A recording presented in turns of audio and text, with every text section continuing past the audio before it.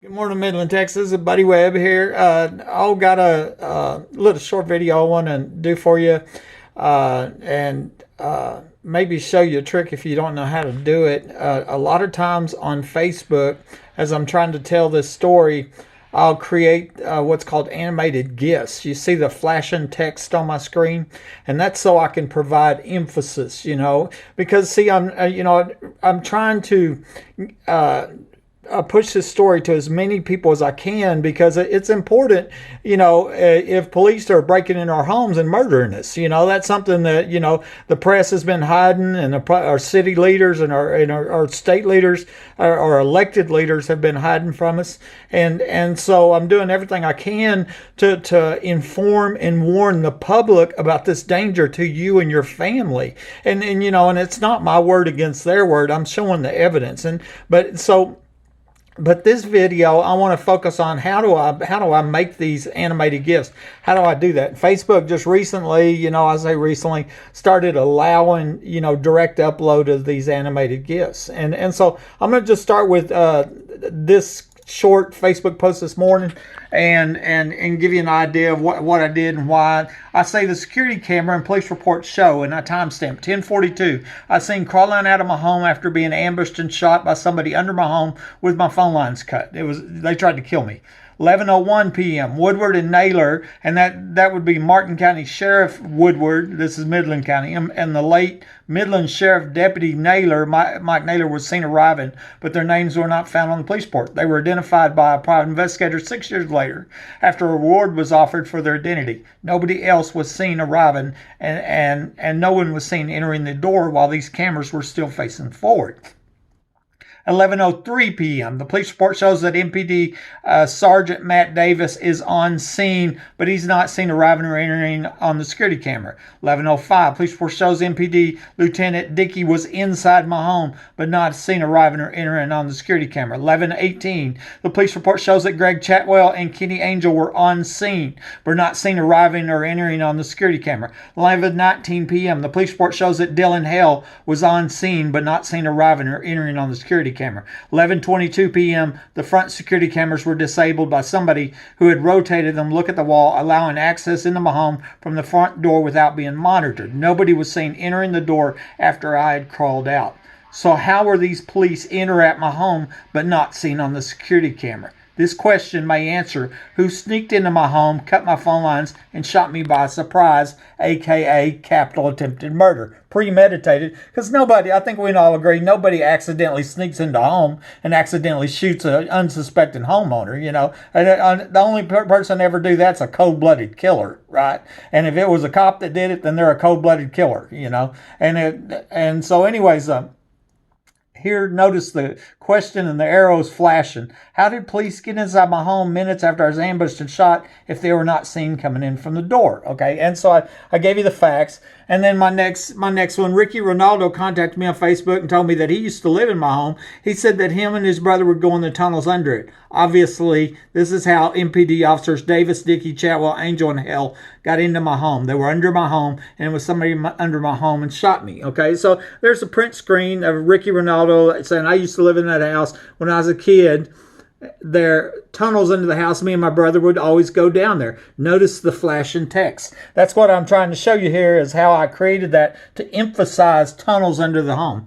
Next one. A couple of weeks before the murder attempt, the ex-wife told me with 100% sincerity, the secret is that a group of doctors were killing people for profit. What she didn't tell me was that her brother-in-law was a doctor. There was around $1.5 million in assets if her grade school friend, MPD Detective Rosa Rodriguez, would rule my murder an accident. It looks like I was being turned into profit. Somebody needs to ask Davis, Dickey, Chatwell, Angel, and Hell what they know about killing people for profit, don't you think? Okay, and so this is a transcript of the court case where I testified under oath in the 318th Judicial District Court on December 18, 2013, as a protective order hearing, and I testified what I just told you right there.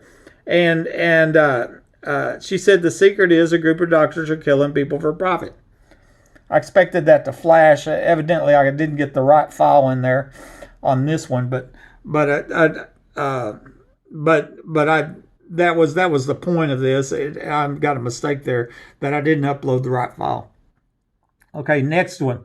Local Mason, Aaron Packerholder, asked me if I know the names of the 4 people that were murdered, died in my home. I didn't, but clearly I was supposed to be the 5th. How many people has this gang murdered, and when are they going to be stopped? And so this is a print screen. Guy named Aaron Packerholder, on Facebook says, but if I can ask you, there were 4 people who were murdered, died in your house. What are their names? Well, I didn't know the names, and I didn't even know 4 people had been murdered, died in my house. And so, that's very big news to me, since I survived a capital murder attempt. And notice how I make the text flash on the screen for emphasis. This is very important to you and your family before they come to your home and murder you and your family, for profit.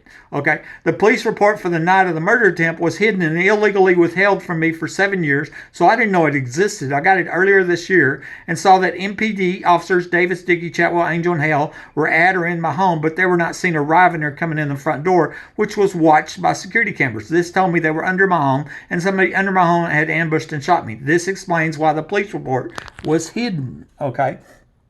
And so I took the police report and that I got from the city records, and I parsed it where I just cut out the timestamps of proving that Davis, Dickey, Chatwell, Hale, and Angel were here and when they got here. And I put this comment on the top. MPD officer Davis, Dickey, Chatwell were at my home, but not seen arriving or in the door on the security camera.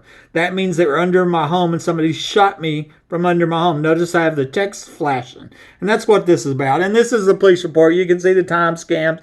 This is the one that was withheld for 7 years.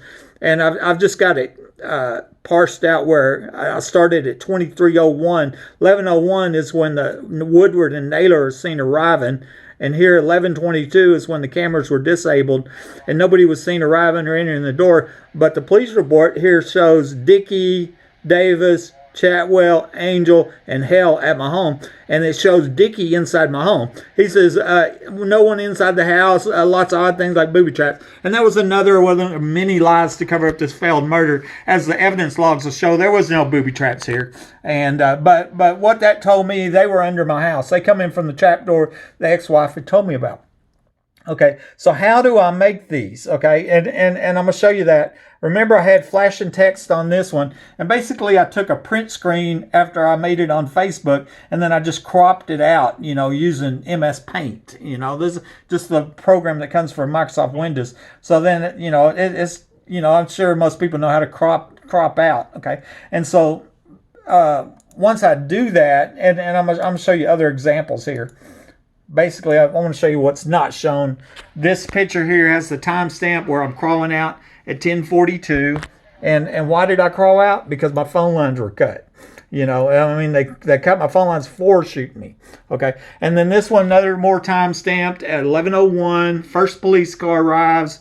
And also at 11:01, 6 seconds later, second police car arrives. That looks like a Crown Vic to me. And Empire Pride Investigations identified them in 2018 for $2,000. Martin County Sheriff John Woodward arrived in the first car, and the late Sheriff Deputy Mike Naylor in the second, and which that should be big news, but it's been hidden from you by the press. Okay.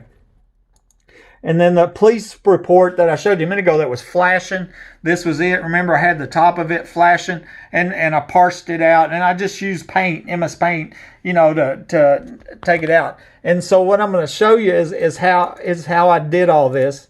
And then the last thing here, because that was time stamped at there, is at 11:22 was when the camera, because that's the camera looking at the yard, and it's turned around to look at the wall. And at 11:22, they disabled. And there was 2 cameras on the front of my house. They did this to both cameras. And basically, I took a screenshot here to show you they rotated the camera to look at the wall. And that way they could come in and out of the door without being seen. These are corrupt police. I can't even emphasize that enough, how corrupt these police are.